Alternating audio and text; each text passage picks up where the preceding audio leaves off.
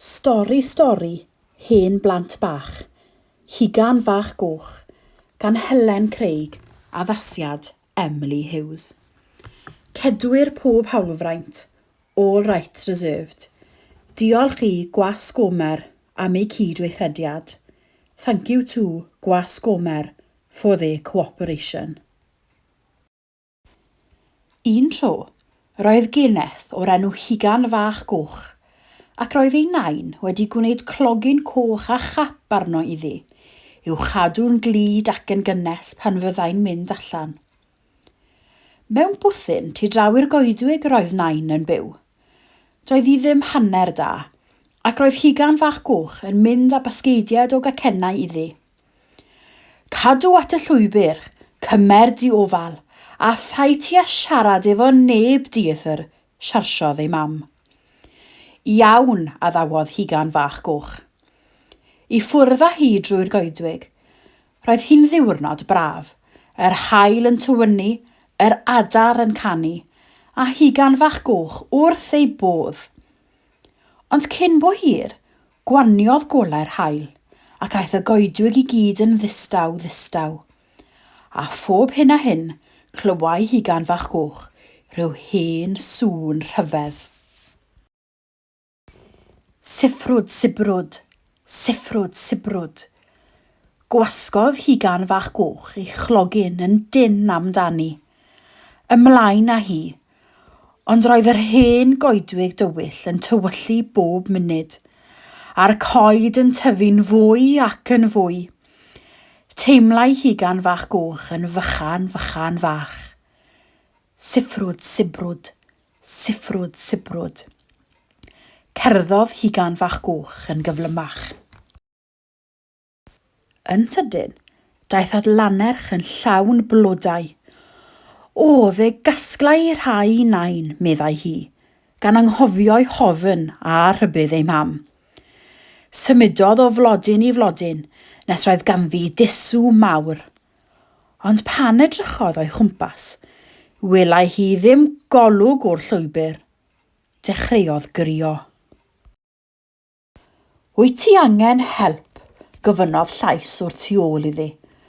Cododd Hugan Fach Goch ei phen, a gweld blaidd a chynffon fawr flewog oedd yn siffrwd sibrwd wrth symud. O, ydw os gwelwch chi'n dda, ochneidiodd Hugan Fach Goch. Dydy nain ddim hanner da, a dwi'n mynd â'r cacennau yma iddi. Mewn bwthyn bychan tu draw i'r goedwig mae hi'n byw, ond erbyn hyn, dwi ar goll.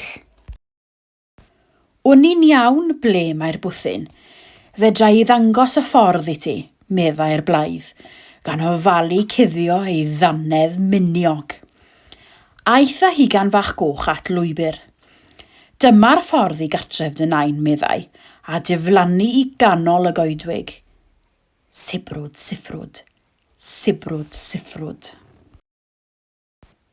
Wel, roedd y llwybr yma ddwywaith cyn hired ar un roedd Hugan Fach Goch arno o'r blaen.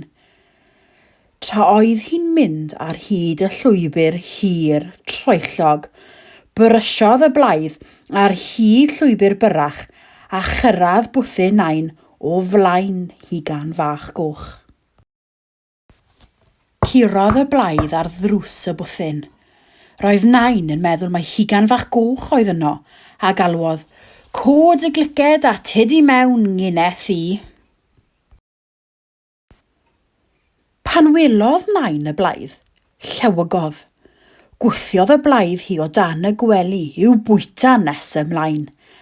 Yna gwisgodd ei choban a'i chap nos sbar, ac aeth i'r gwely I aros am Hugan Fach Goch.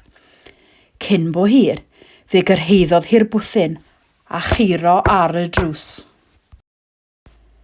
Cod y gliced a tyd I mewn ngyneth I, gwichiodd y blaidd mewn llais uchel.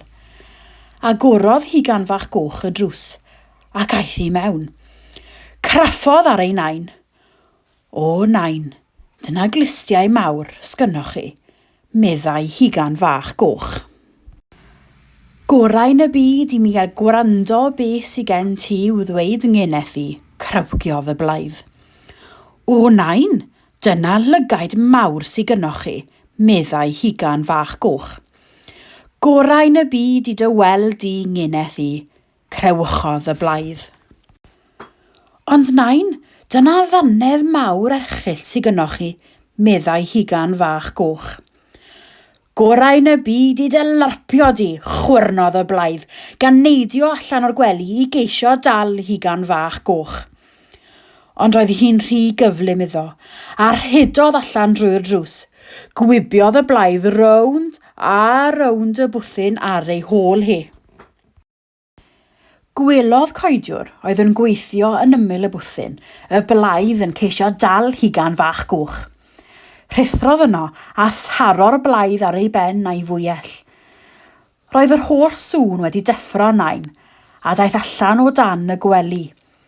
Cofleidiodd nain Hugan fach goch, a chofleidiodd Hugan fach goch y coediwr, ac yna eisteddodd y tri i lawr i fwynhau'r cacennau o fasged Hugan fach goch.